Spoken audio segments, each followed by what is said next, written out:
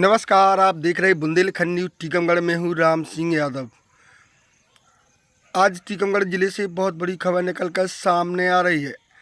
आज हम आपको ले चलते हैं एक विदाई समारोह में, जहां पर आप देख सकते हैं एक ऐसे जाबाज सिपाही की जिसकी पाँच बच्ची होने पर पाँचों बच्चियां अपने पैरों पर खड़ी हैं।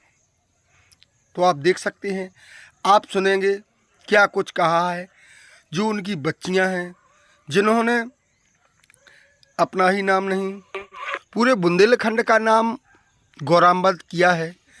जी हाँ, आप लोगों ने पूजा लक्षकार जी का नाम तो सुना ही होगा, जो आज एक डीएसपी के पद पर पदस्थ हैं। और उनकी जो पांचों लड़कियां हैं, कोई भोपाल में है, कोई टीकमगढ़ में है, कोई और अन्य ज़िलों में है। तो आइए आप देखिएगा एक ऐसे महापुरुष की विदाई समारोह। पड़ता है मुश्किल से हाथों में खजाना पड़ता है कि पहले कुछ दिन आना जाना पड़ता है। और तू भी फलों का दावेदार निकल आया कि बेटा पहले पेड़ लगाना पड़ता है। कभी भी कोई भी फल हो, जब तक पेड़ को ना लगाया जाए, वो पेड़ की देख रेख ना की जाए। देते हैं पुण्य सत्कर्म को ही धर्म अपना मान लेते हैं। मेरे भाई दिलों के मर्म को पहचान लेते हैं। मेरे भाई दिलों के मर्म को पहचान लेते हैं। मधुर शीतल सरस सलिला, ये पंक्ति किसके लिए समर्पित है? हर व्यक्ति के सफलता के पीछे किसी न किसी का हाथ होता है।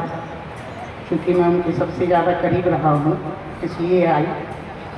मधुर शीतल सरस सलिला संगनी जिनके जीवन की, ये दोनों ही अंदाज़े वक्त का अनुमान लेते हैं।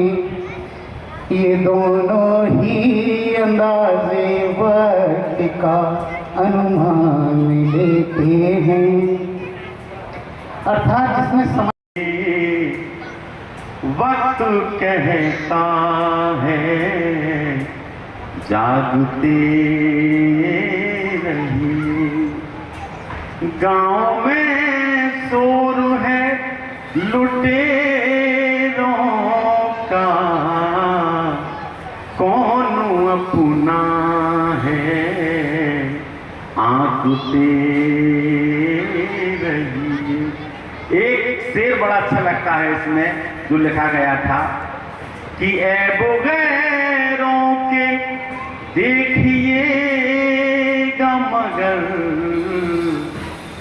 ऐबो गैरों के देखिएगा मगर, अपने दिल में भी झांकते रहिए। इन्हीं पंक्तियों के साथ तो जोरदार तालियां मेरे पिताजी के लिए होनी चाहिए। वो बोलते हैं ना कि एक बच्चे के लिए सबसे पहला जो शिक्षक होता है उनके माँ बाप होते हैं। और मैं ये बोलना चाहती हूँ इस स्टेज के माध्यम से कि मेरे पूरे जीवन में जिन्होंने सबसे ज़्यादा महत्वपूर्ण रोल अर्पित किया है वो मेरे माता पिता हैं, और जिसमें मेरे पापा मेरे रोल मॉडल रहे हैं। वो बोलते हैं ना कि एक बच्चे के जीवन का सबसे महत्वपूर्ण सदस्य एक पापा होते हैं। मैं कहना चाहती हूँ मेरा पूरा जीवन मेरे पापा है। पापा से मैंने क्या सीखा? आप सभी जानते हैं सिविल सर्विसेज एग्जाम होती है, बहुत सारा कंपटीशन होता है, बहुत मेहनत करनी पड़ती है। मैंने भी की। ऐसा नहीं है कि मेरा एक बार में सिलेक्शन हुआ या तुरंत मेरा रिजल्ट आ गया। रिजल्ट अटके मैं परेशान हुई, लेकिन मैं मेरे पापा को देखती थी।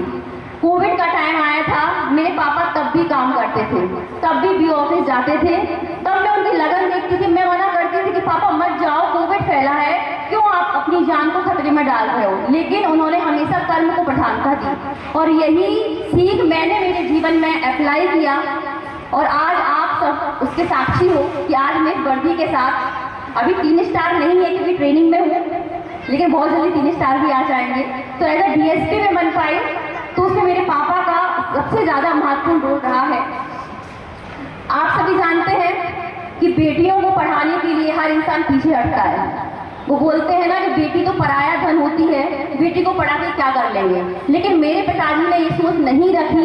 जैसा कि सर पहले बता चुके हैं, हम 5 बहनें हैं और पांचों अपने पैरों पे खड़ी हैं। इसके लिए मेरे पापा के लिए तालियां होना चाहिए। और मेरे पास शब्द नहीं है कि मैं मेरे पापा ने जो मेरे लिए किया है मैं उनको शब्दों से बयां कर पाऊँ। बस मैं एक एक्शन करना चाहती हूँ जो आप सब लोग देखें।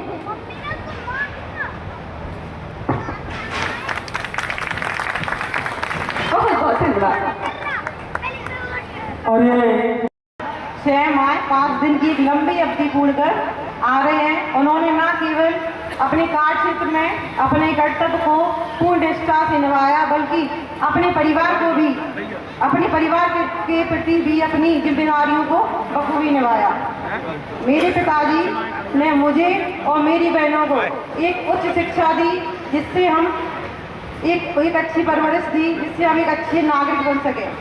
मेरे पिताजी ने हमें एक अच्छा जीवन दिया, वो हमारे लिए आदर्श हैं।